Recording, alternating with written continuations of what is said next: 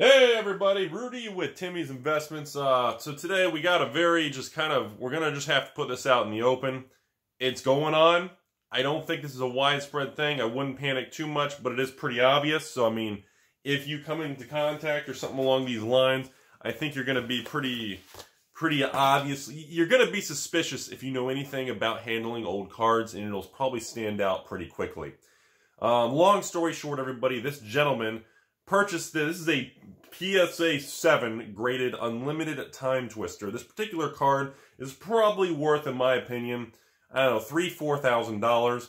The gentleman said he paid $3,000. I believe it was a cash or Craigslist or backpack dealer. No, it was not through credit card. It was not through PayPal. It was not an actual shady person like me or an actual big magic store. I believe it was one of those side deal type things. I'm assuming, or purchased online and put off to the side. I don't know the details. The guy was pretty upset about it. I did receive permission from the gentleman. We're going to crack the case. We're going to convert over to the down camera, and we are going to bust this out of the PSA case, and we're going to talk about what's going on here. Just to give those of you a summary who don't want to stick around for the birthday? Anyway, for the case cracking project here, I can go ahead and tell you guys just from handling and looking at the case, a couple anomalies stand out immediately up front. Number one, this PSA case itself has a little bit of yellowing to it, which can either be caused by kind of bad storage or maybe a smoke environment, or it's been heated and weakened. I'm going to lead towards the heated type thing because the texture feels a little off. On top of that, the sealing of the case doesn't have that sonic style, what they call the sonically very hardcore seal on the case. In addition to that, there are pry marks in different there's some edge wear between the front and back piece on this particular card where it looks like somebody has attempted to modify or get into the case. Now, I believe this to be a legitimate actual PSA made case. Now, how they got extra cases or blank ones, I'm not familiar, unless it's a knockoff case, but it's just really well done.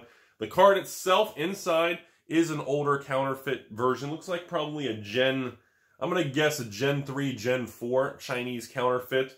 It's pretty poorly done, especially when you guys look at this thing up close, and I'm going to put a bunch of comparables next to it. It's pretty bad. It's not even close. Like, immediately from a distance, anyways, literally even from a distance, you can tell that it has a lot of anomalies. It's just, your instinct is going to be very suspicious. It sucks because from what I gather, I think this guy did an online payment or something. And I don't know if it was like a Bitcoin thing or cash, but I do know he says that when he received the package, I think he said he didn't open it or check it for a couple months or something. I'm not sure. Then when he finally did, he got angry and he sent me some pictures. And I said, dude, you got to send me this card so I can film a video. I was going to send it back to him sealed, but he did give me permission to break the case. I'm not sure if he's going to want it back. I mean, it has no value. I'll probably, if he wants it back, I'll send it back at my cost. So, let's take a look at this. Again, more important side point here, just to let everybody know. Remember, as these things become more rare, older, and more valuable, these old vintage stuff, anything with a lot of money is going to attract people who want to scam other people and do bad things. It's human nature. It's been that way since Egyptian times, and just you have to be cautious. And yeah, let's take a look. Okay. So, this is what the card looks like up close, everybody. It looks pretty terrible. I mean, I'm going to be straightforward with you guys. It doesn't look good at all. It looks pretty terrible. I mean, I don't know what's going on with this, but it looks pretty terrible. So, yeah. The label is real. The label on top is definitely a real PSA label. So I'm going to give you my opinion what I think is going on here.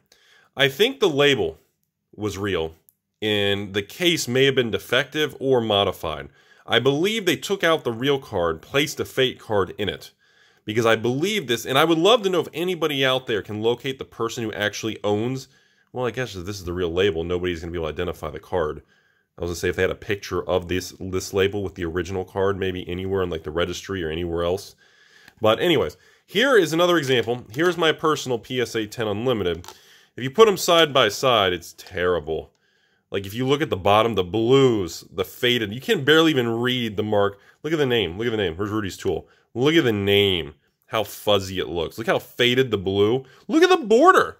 Look at the border of the time twister. See how nice, clean black line? No black line. Not clean at all. The text is terrible. Look at the word sorcery. Look at the word sorcery, how you can read it with that specific, distinctive gray kind of that italicized, not italicized, that kind of pop-out bold versus just a flat look. And if you even look at the mana symbols, look at this. What is going on here? Look at this. Look at that 2. The 2 is trying to make a run for it. And then you have no border on the side. There's the nice, clean black border. And then, of course, the backs are just as bad. You know, when you look at the back, it's all faded. It has a different tone of black. The margins aren't correct. It's very poorly. It's not even an attempt to try to make it look authentic.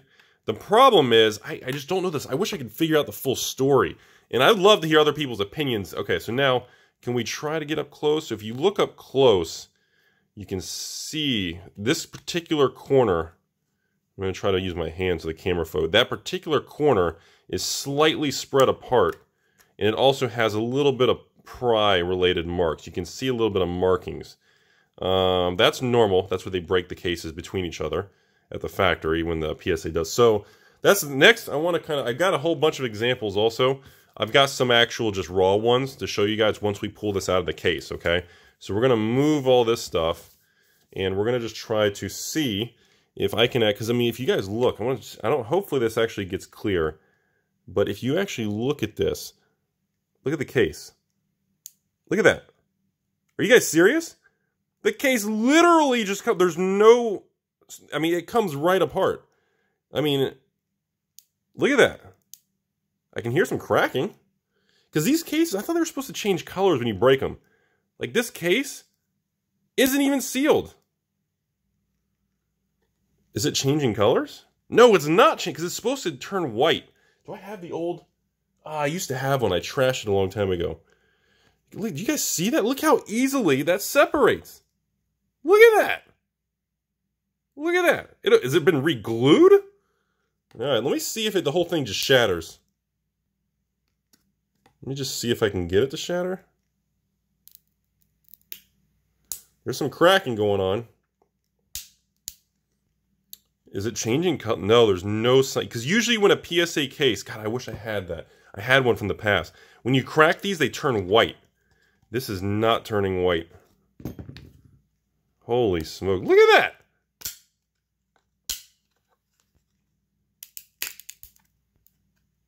How crazy is that? Is that glue? Has that been... I think that's glue.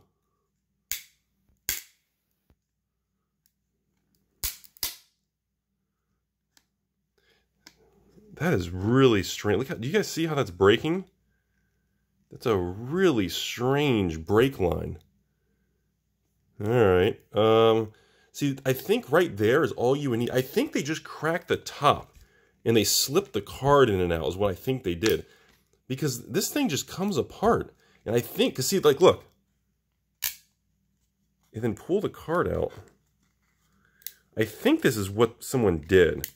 Because I don't know if they separated the whole case. Well, first, let's take out the label. Can we get the label?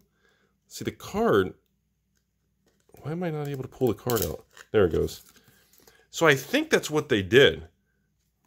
God, that is a terrible counterfeit. It's not even close. Feels terrible. So what do you guys think? Look at that. What do you guys think? That should be the thumbnail, am I right? How about that? Should that be our thumbnail? Oh my God. Unbelievable, isn't it? Alright. So this is interesting. So I can leave the case sealed like that. Or look at that. Can you push it? Will it click back together? Will that kind of... Oh, it does! Look at that! Look at that! Holy crap! It's... Wow! Dude, that's crazy! I mean, I totally mutilated that side, though. Sorry about that. I totally mutilated that side. Yeah, let's get it. Wow! So, holy crap. There we go. I'm keeping that. Okay. Wow, that's crazy. I've never seen that. It's completely... You can... I kind of chopped it up pretty bad there, didn't I? It explains why you could see those edge marks, though. It definitely explains that on... let me try to get... There you go. It definitely explains why that edging had that. Wow. Because I definitely totally hosed that side of the case. But, look at that. And when you break it apart, look at that. There's no sign of, like, very crazy stuff. All right. So let's look at the card. That was interesting. So when you look at the raw card, let's just take a played one. This one's, well, some of these are pretty nice. I'm going to grade one day. All right, let's take this played signed one. So when you look at the raw cards up front, here's a real one that's really played. When you look at the differences, for just everybody out there, I mean, you know, first, look at the casting cost. Look at the 2. Like, really? They didn't even try. Look at the name. Look how fuzzy the name is. And why is there no black line? The whole border. They didn't even get the border right. Did they give up on the border? Wow. It's not even close. All right, well, I don't think there needs to be a lot of comparisons or anything. Even the black on here is too shiny. Like, the back of this, it has that typical, that really, boy, that's a thick card too. Wow, that's really, can we do like a light test or something? Let me see. All right, so I went and got my light. Here we go, everybody.